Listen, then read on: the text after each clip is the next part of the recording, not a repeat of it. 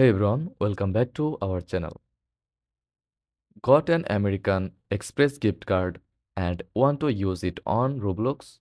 In this tutorial, I will show you step by step how to add and use your Amex gift card to buy Robux or a premium subscription. Let's get started. Visit the American Express gift card website. Enter your card details to check the available balance. Some online stores, including Roblox, require a billing address. Visit the American Express website and register your card with a billing address.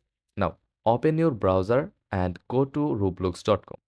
Log into your account, click on the Robux icon at the top of the page. Select Buy Robux or choose a premium subscription. Choose credit or debit card as the payment option. Enter the American Express gift card details, including the card number, expiration date, and CVV. Now ensure the total amount is within your gift card balance. Click Submit to process the payment. Wait for the confirmation message. Now verify your purchase. Check your Robux balance or subscription status.